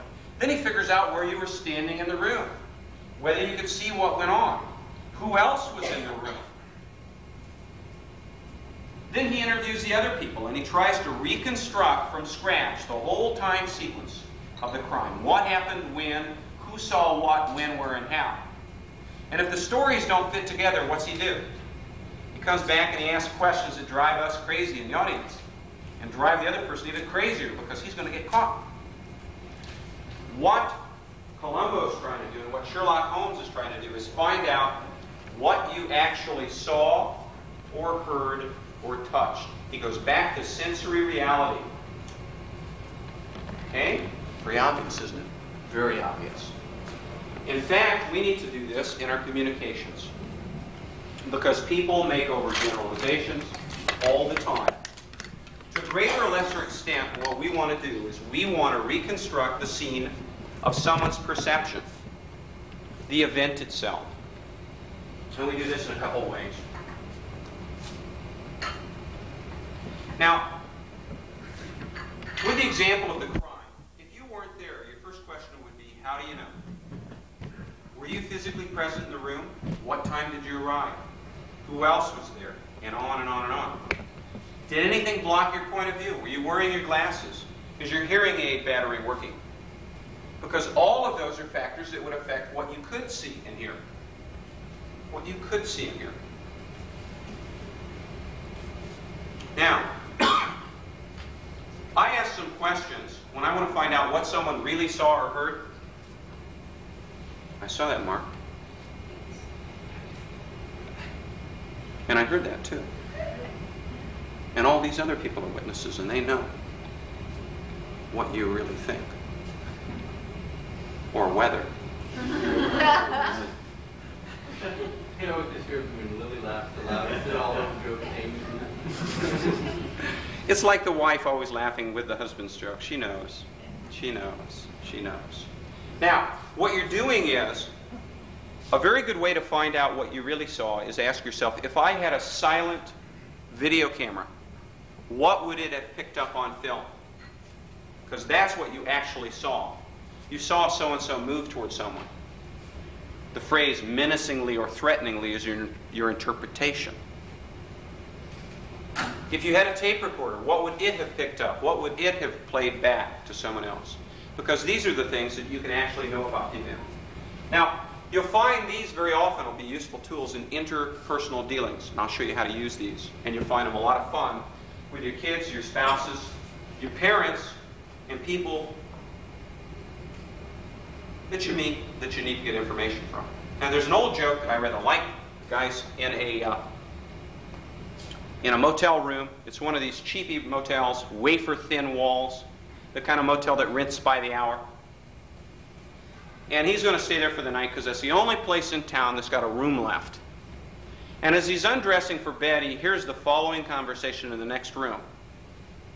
A woman's voice. Harry, take off my dress. Harry, undo my slip. Now at this point, the guy's got a glass to the wall. He wants to make sure he misses nothing. Harry, take off my bra. Harry, slide my panties off. And if I ever catch you wearing them again, I'll divorce you. That is the difference between perception and expectation. You expected something. That's why the joke sort of works.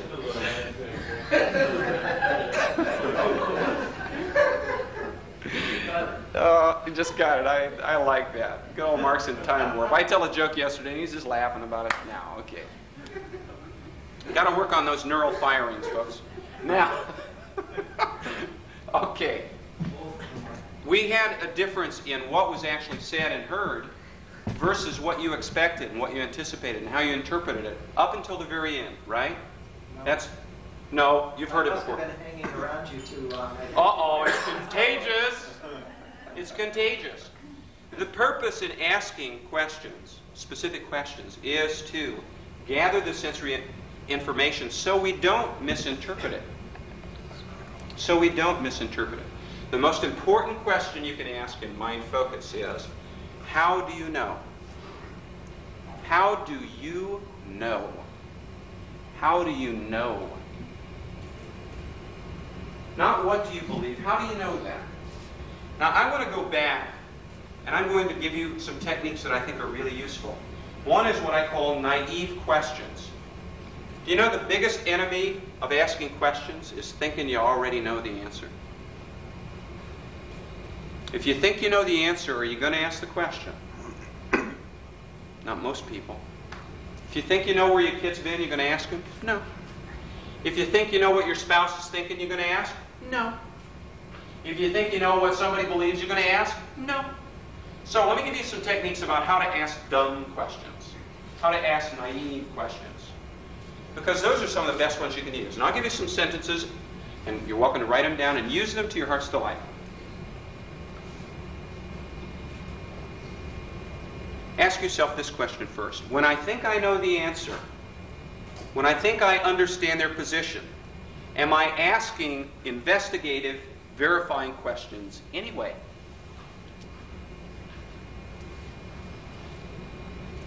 Second question. What do I think I know that I can ask about? What do I think I know about my partner that I can ask about? A lot of people say, my partner really likes Chinese meals. Try it. Say, do you really like Chinese meals? No, I thought you did. For 10 years, each of them thought it was the other that liked them. I had that happen in a workshop a couple of years ago. I thought it was funny. I asked a how do you know question, and one of the spouses asked it, and they found out they'd been going to the same restaurant, and neither of them liked it. And it had been going on for a couple of years. And these are voters. What do I think I know that I can ask about? And that's a matter of asking, you're assuming certain things, question your assumptions. Question the other person's assumptions. All right? A nice question is, what do I think I know that I can check? What do I think I know that I can check? That's obvious, isn't it? If you think you know it, you usually won't check. If you think you lock the door, do you check it?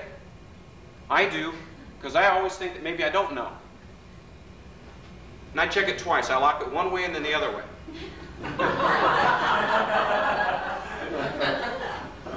It keeps half the burglars out, the half that don't come to that door. Now, third, here's a question for smart people. And most people here are pretty smart. We'll make a very special... No, I won't make an exception. You know who I'm thinking about right now. And we know it isn't Mark, because he's smart. Okay. Smart people, here's a good question for you. What would I ask if I weren't so quick to understand? Your kid says, I'm having a hard time in school, and you go, I understand, honey. Don't be so quick to understand. Be willing to say, tell me about it. You might find you didn't understand it all, and maybe you need to talk. I got to tell you what happens with good conversations. Good relationships are built. What question would I ask if I weren't so quick to understand? Try that with people that you know top to bottom. You know your spouse, and your spouse knows you. Try it on them sometime in the next week. Do you know what happens? It's not something you do to your spouse. It's something you do for your spouse and you. It improves the quality of your relationship. Another question. This is called a naive question also. These are naive questions, okay? These are questions we shouldn't be asking, but we're going to ask anyway, okay? These are the kind of questions that good scientists ask, by the way. What assumptions am I making about this? What assumptions am I making about this? We all make assumptions all day. And if you're in a situation, ask yourself, what assumptions am I making about it? Very often I'll list the assumptions I have, and I'll challenge one or two of them and find out I was wrong. Next, am I asking enough information-gathering questions right up front? I had a fellow come up to me and say, I'm a socialist. Anybody ever have something like that happen to him? Try this question. Oh, I've heard a lot of different people who are different kinds of socialists. What kind of a socialist are you? The word socialist may refer to hundreds of different things in different people's minds, mightn't it? What kind of a socialist are you? There are a lot of different viewpoints on socialism. What kind of a socialist are you? And this guy told me something that I would have never dreamed of. But he told me because I didn't assume I had the answer. I knew what my assumption was. Next time someone says, I'm a liberal, try that. You know, I know a lot of different people that are, different kinds of liberals. What kind of liberal are you? Tell me a little bit about it. They will. And you'll learn fascinating things. Or maybe grotesque things. It depends on the person. The last naive question is especially important for smart people. If you're smart, if you have an IQ of over room temperature, write this one down. If I didn't know anything about this, what questions would I have to ask in order to get a basic understanding? If I didn't know anything about this, what questions would I have to ask to get a very basic understanding? And I remember a story Robert Metz told me a number of years ago, it was almost a decade ago, about how he was very confused about politics. It didn't seem right. It just didn't make sense to him. And he started reading Ayn Rand, and he started analyzing very basic questions. What is fascism? What does it mean? And he asked, basically, if I didn't know anything about politics, what questions would I have to ask in order to get a basic understanding? And as a consequence, he sort of turned himself around into being an advocate of freedom. Do you remember telling me the story on that? Asking basic questions is what good scientists do. And I want to recommend a book. And I don't know if anybody up here has read it. It's a brilliant book. It's called Surely You're Joking, Mr. Feynman, by Richard Feynman and Ralph Layton. I met Feynman just before he died, and he was a sweet cake. Love the man. What a brilliant, brilliant man. It's an intellectual autobiography by a Nobel Prize-winning physicist who was also a safecracker, a drummer, and an all-around weirdo kind of guy that I can relate to. You have the name again? What? You have the name of the author? Richard Feynman, F-E-Y-N-M-A-N. And it's in paperback, so you can pick it up either at a used bookstore or one of the new ones. Surely You're Joking, Mr. Feynman. You might find it in either the science section or the biography section. And it was transcribed from interviews, and it just reads so fun, doesn't it? Oh, it's great fun. Oh, when I got done with that, I wish to God I had 100 friends like him, because he asks such strange questions. And they're so cute, and he tells you weird stories, and they're all the kind of stuff you wish you could have done. Okay, now, do we understand what naive questions are? Yes? I was going to say, actually, for smart people, sometimes you end up asking more naive questions than non-smart people, because you'll get someone, say, giving an instruction that they think is obvious. Mm-hmm. And very often you'll get people receiving the instruction and they think it's obvious too. But if it's something that you think about, you say, well, I can think of at least 2 interpretations for that, or maybe several. Mm-hmm. And I want to make sure I know which one they mean, because I can take that a couple of different ways. Sure. Where someone else might say, well, yeah, I know what you mean. So as a result, you're the one who ends up asking more questions, even though you're maybe a more capable person. Exactly. I mean, if you watch Columbo, he asks a lot of strange questions, doesn't he? I mean, if you're looking at it from the point of view of the other guy, he's asking questions that mean nothing. But what he's doing is asking basic, naive questions so he can get a good understanding of what's going on. Now, I always go back to sensory-based questions. Now, the word sensory-based, that means things you can touch, see, hear, things that all of us would agree that we could touch, see, or hear. Okay? Not our interpretations. He has an angry attitude as an interpretation. He gritted his teeth. Is a visible, sensory, verifiable thing. Okay? It's stuff that people can see. I can't see your concern. I can see your knitted brow. I can hear you say I'm concerned. And I can infer and interpret that because I know you to be an honorable person, that you are really concerned. Now, here are questions that I ask. And these are how do you know questions. What would an independent, detached observer be able to see or hear or touch? That lets you know what you can really see. If a Martian came in here and they had the same sensory equipment as us, but they weren't brainwashed like we were in the government schools, what would they see or hear or be able to touch? That'll let you know what you can really see. Now, very often, we make assumptions about what happens. We assume that our interpretations are as real as what we see. Well, our interpretations depend on our values, what we know and what we don't know, what we can see and what we infer from it. The meaning may or may not be the one that we hear or see. The way we interpret the facts may be far, far different than that. Now,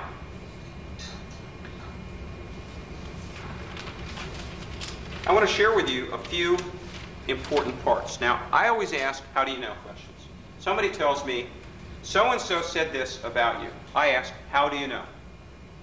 And I'll follow it up with, what did you see or hear or touch that lets you know? All right, I want to make it real clear. I want to know firsthand what they saw or heard. Do you know what happens when you ask questions like that?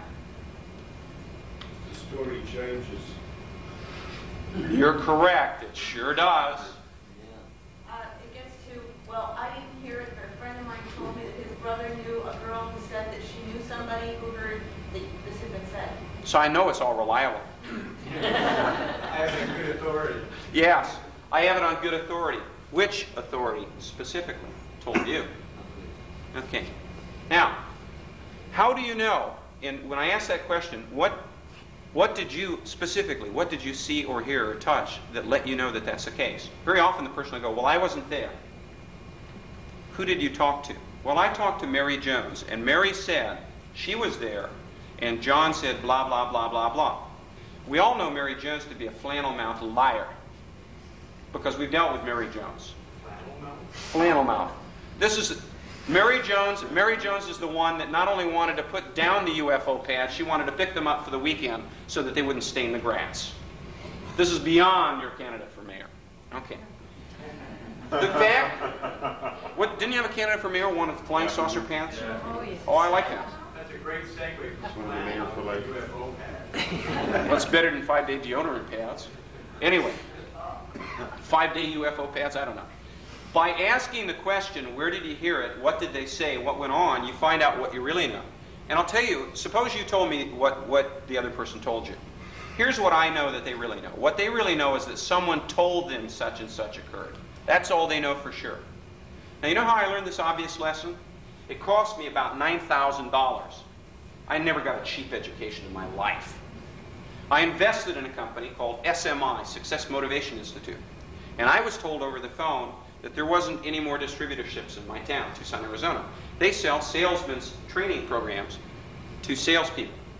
All right? I failed at selling these. Let you know what a great program it is. Or a great salesman. Or what a great salesman I was. Or what a terrible market Tucson was, or whatever.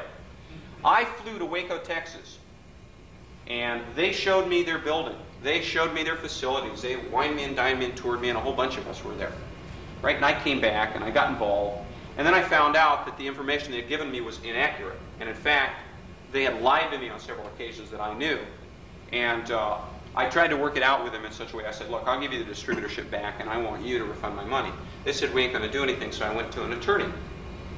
My attorney's name was Carol Drew. Carol was a good lady. And she says, what do you know about these people?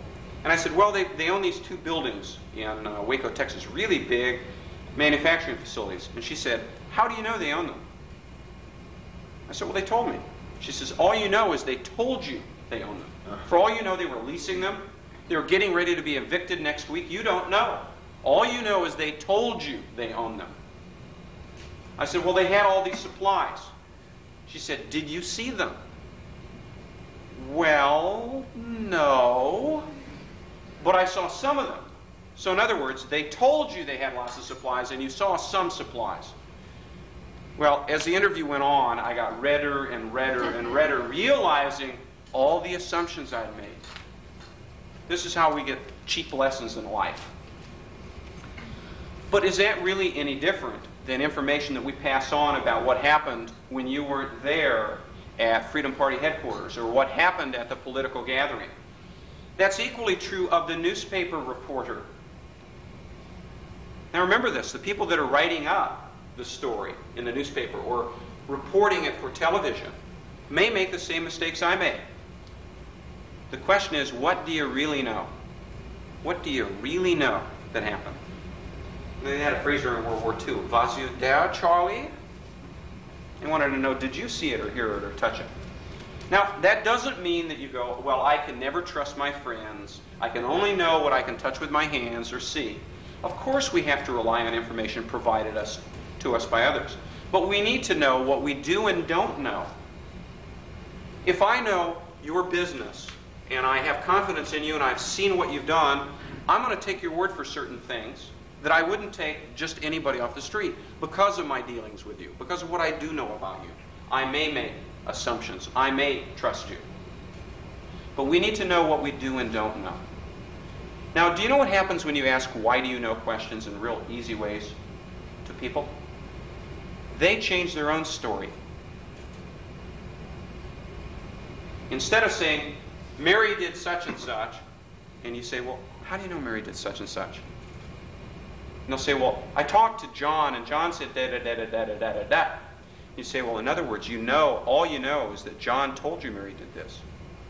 Has John ever made any mistakes in what he told you? Well, yeah. Has John ever exaggerated?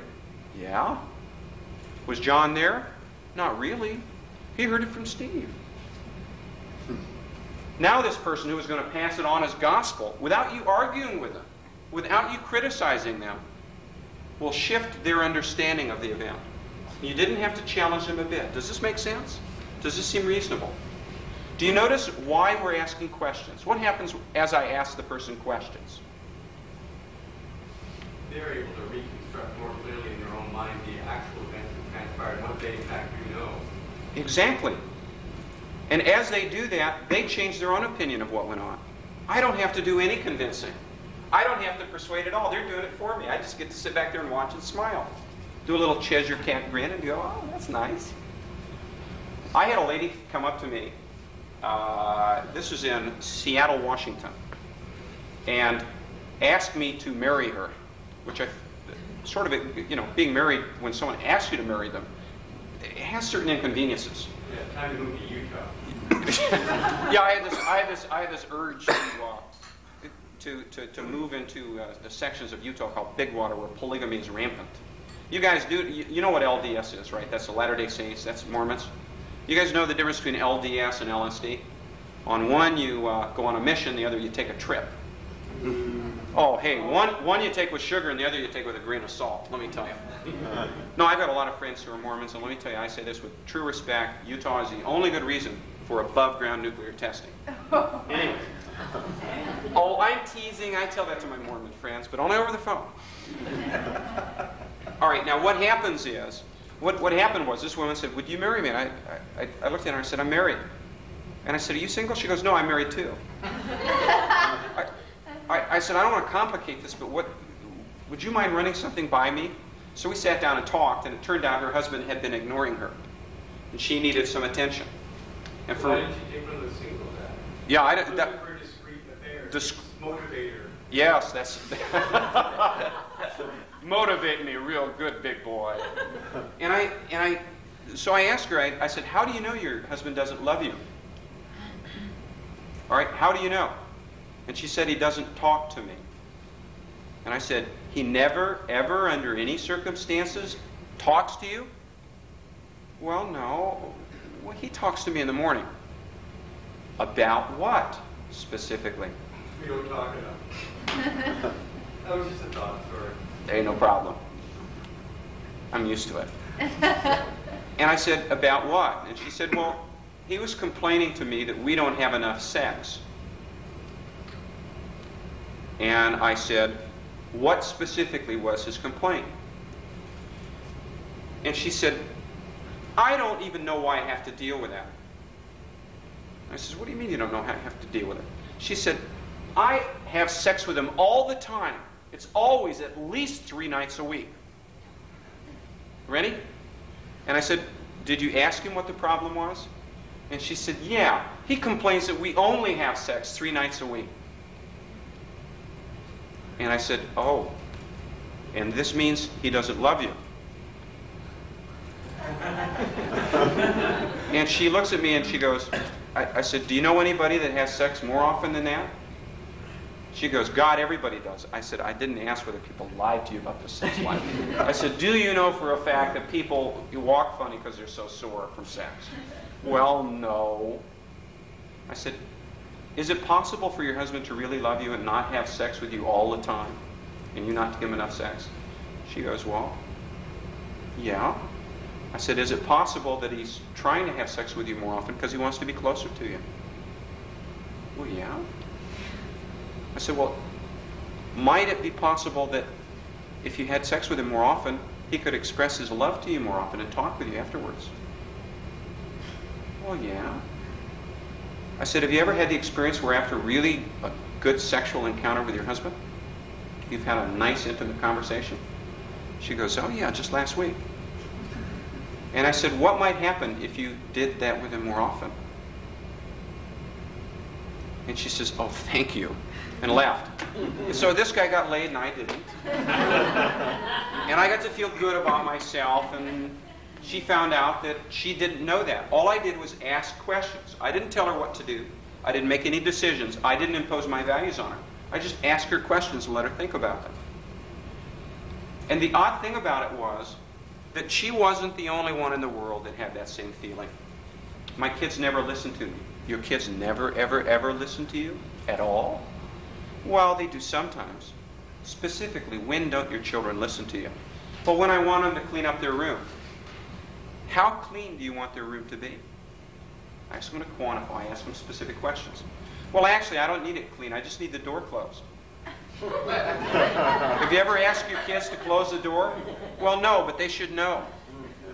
Specifically, how should they know what you're thinking if you don't tell them? I guess I should tell them, shouldn't I? I didn't tell them anything. And these are obvious, aren't they? But these happen every day to people next door, to you, to me. We do it all the time. We make assumptions. We assume people ought to be able to read our minds. We assume people know what we're thinking. We assume that one person's understanding of the event is the same as ours. I keep asking, how do you know questions? How do you know your husband doesn't love you? How do you know your kids don't really respect you? You know, How do you know? And then I ask questions like, what could I see or hear or touch that would let me know if I were standing there that your kids didn't love you? Well, they never hug me. Have you ever had a situation where you loved someone and didn't hug them? Well, yeah. Is it possible that they might love you and not hug you? Well, yeah. Have you ever asked them whether they loved you and just didn't hug you? Well, no. What might happen if you did ask them if they loved you and didn't hug you? Well, they might tell me they didn't love me. And what else might they tell you? Well, they might tell me that they do. What prevents you from asking them whether they love you? Well, nothing. And when are you going to ask them? This evening? Would you call me and tell me what the results are? I got the call. My kids hugged me.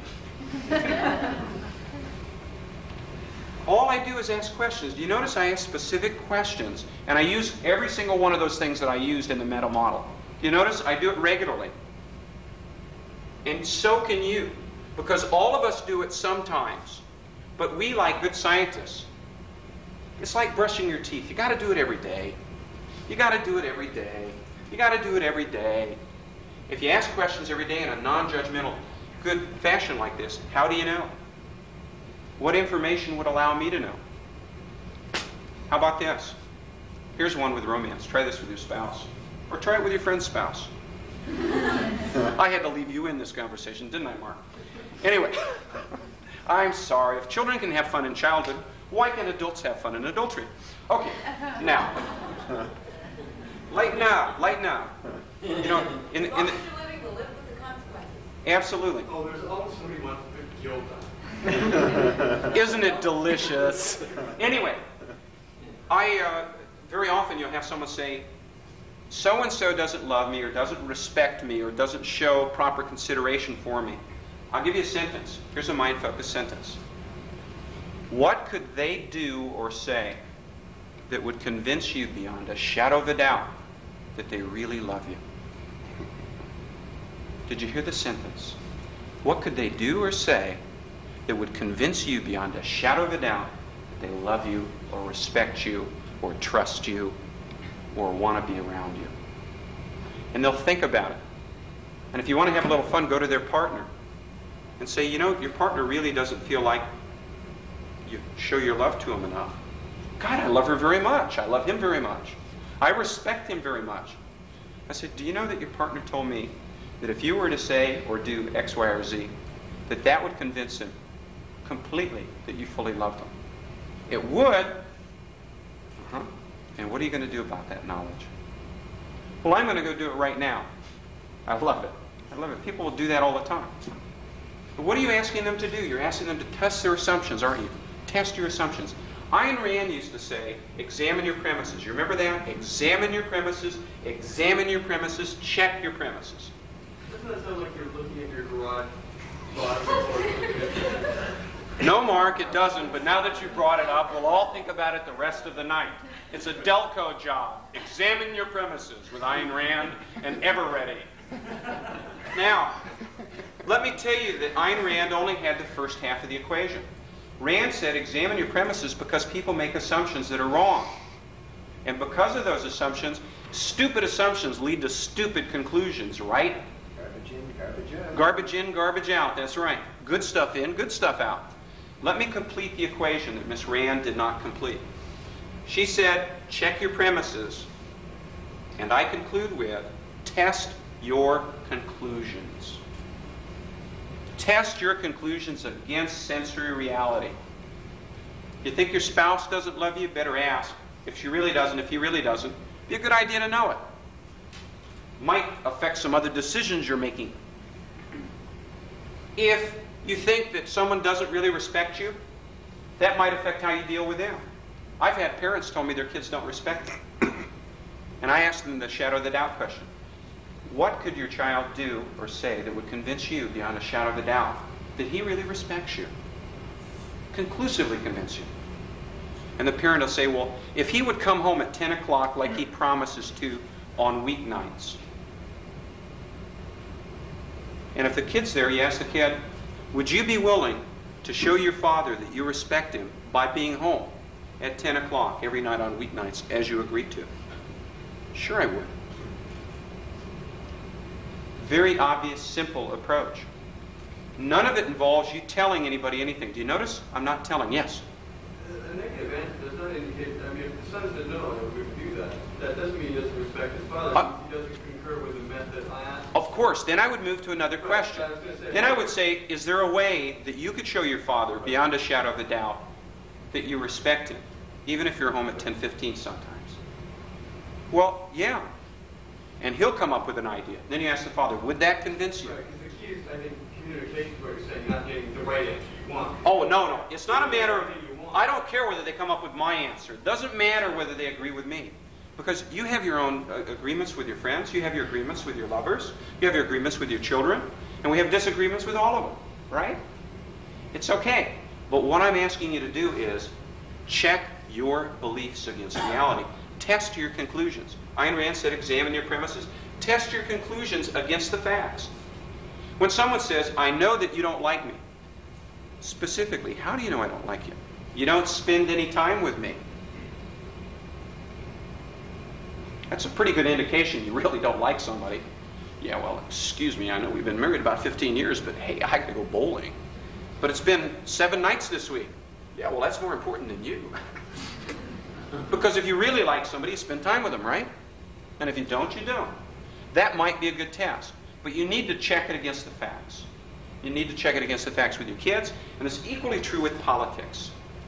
People will make claims about the Freedom Party or about, we know minimum wage is good for the country. What's my first question? How do you know? How do you know minimum wage is good for every single person in this country? I universalize it, every single person. Well, it's not good for every single person. Specifically, who would it be bad for? And what you do is you get them to examine their own evidence. People in politics will make claims all day. Everybody knows that that drugs cause crime, right? We all heard that. Everybody knows drug causes crime, right? Wouldn't most people agree? Do you agree or disagree? Do you think most people would agree? Okay. If you asked them, how do you know? What do you think they would answer? Newspaper said so. Yeah. They might say, I read it in the newspaper. They might come up with something you didn't think. I had a friend that used drugs, and he was hurt by it. They'd probably say, everybody knows that. And then you might want to do what with universal quantifier? Everybody. Every single person in the whole world, under all circumstances, completely agrees with that statement? Well, you know what I mean. Yeah, right. That's right. How do I know what you mean? Everybody knows what I mean. I can play the game for hours, but I won't because why inflict it on you? Okay, now, you continually ask, how do you know, and how can you check questions? And you can do that with political statements. Everybody knows that the taxes have to be higher if we're going to help the poor. Right? The poor pay taxes. We're talking about the poor on welfare who don't pay the taxes, that live off the greedy, gobbling rich. Don't pay sales taxes. Ah, that's a very good point. Very good point. Now, the point is that people will make claims, political claims and economic claims. Yeah, you're not reprimanding her like you did me, I know. Excuse me, let me handle this. It's the same subject, honest. I don't like scenes, so I'm not going to. All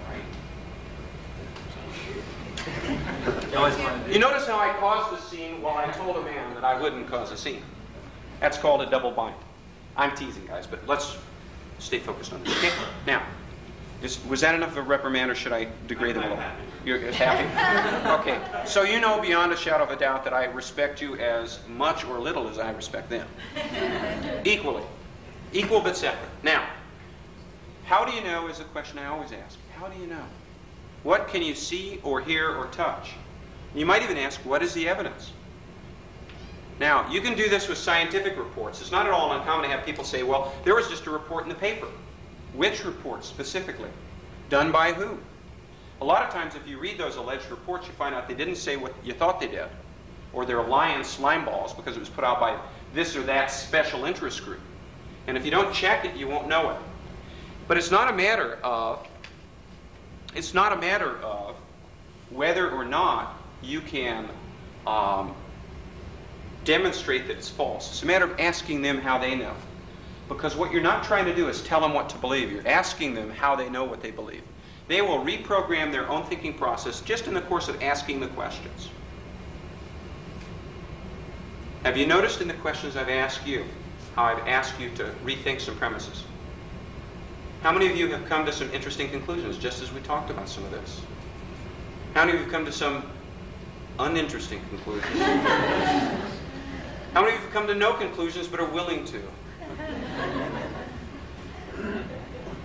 Now, I want to move from the how do you know, in other words, what information do we have, to the next area, which is making distinctions. What time do we have? We're at 4:59. Good. Very often we mistake interpretations for reality. We mistake meaning of the behavior for the behavior itself. All right. Now, I like to make distinctions between this and that. For example, if somebody tells me she was violent, I would ask specifically, what do you mean by the word violent? Or specifically, how do you know she was violent? I want to know whether it was knives, guns, or just yelling or Virginia Woolf kind of thing. All right, when I get down to that, I might ask questions like, and here's where I start making distinctions. What guidelines tell you how to classify this as violent or nonviolent? For example, have you ever heard the phrase economic violence? Is that a popular phrase up here? Economic bondage. Economic bondage. That sounds like something Mark would pay for it, you know. Now, I'm not telling. I know everybody else does. Why should you? Pays to advertise. Now, very often, when somebody makes a claim, this is violent, this is wrong, this is unjust, these are phrases that will be used with the market. That's coercive, or that's exploitive. You ever hear those phrases? Any of those? All right. You can ask questions like, how do you know it's unjust? Or, try my distinction questions. These are fun. How do you distinguish between exploitation and just normal dealings? You don't ask them sarcastically like I just did. You ask them nicely. For example, someone says, that business is making excess profits. You ever hear that phrase? Or usurious profits, or Price gouging. price gouging. All right. So I ask distinction questions.